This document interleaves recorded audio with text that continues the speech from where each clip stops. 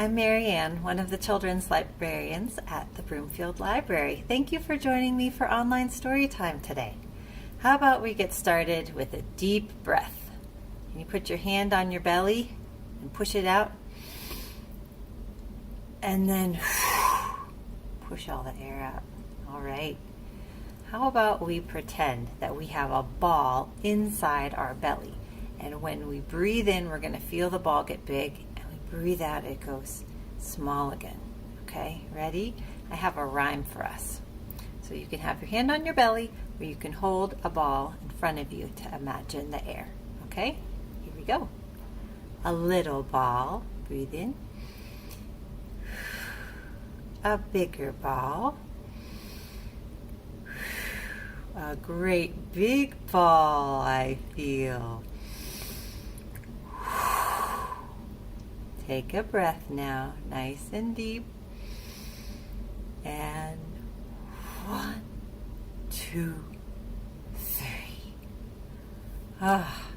You can take a breath whenever you're having to switch between things that you're doing, or if you feel like you're getting a little bit worked up. Breaths are good. All right, speaking of balls, I have this book today. It's called Goal, and there's a soccer ball right on the front. This is by Sean Taylor and illustrated by Caillou Villela, and we're reading this with permission from Macmillan. Goal. What do you see? Lots of balls. This book is special because there's large text and small text. So it's one of those books that you could read different ways. Today we're going to just be reading the big text, and I'm going to read you what country each of the pictures is from, okay? Where there's a ball, there will always be someone who wants to play soccer.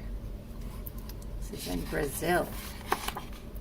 When you play soccer, you're not allowed to use your arms and hands unless you are the goalkeeper. But you can use the rest of your body, your feet, your legs, your hips, your chest, and your head. This is in the USA. There are more than 6,000 different languages spoken on our planet, but children all over the world understand soccer. This is in Spain. In some sports, teams can score up to 100 points in a game. In a soccer game, you don't get many goals. Sometimes you don't get any at all.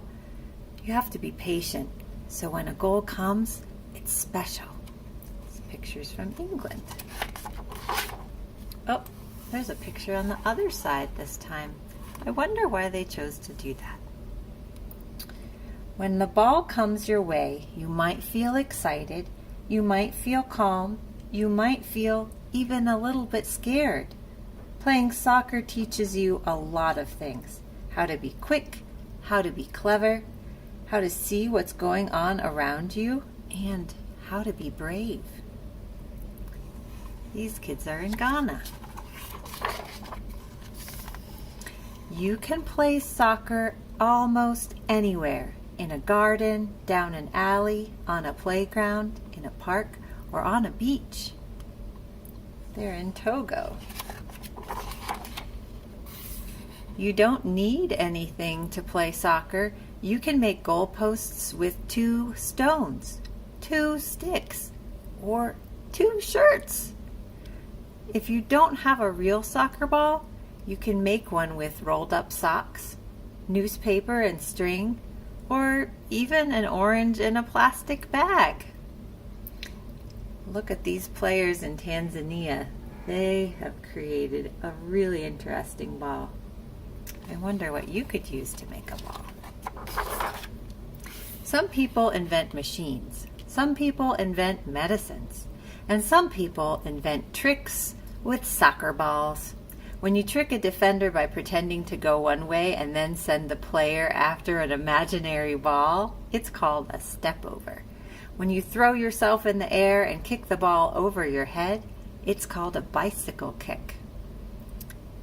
These players are in Jordan, and look at their tricks. Every soccer game is like a story. It's full of characters, emotions, and drama, and no one knows how it will end until the final whistle blows. These kids are in a run. There's nothing quite like the excitement before you start a game of soccer. Anything can happen. These players are in Pakistan. It's a big, long line.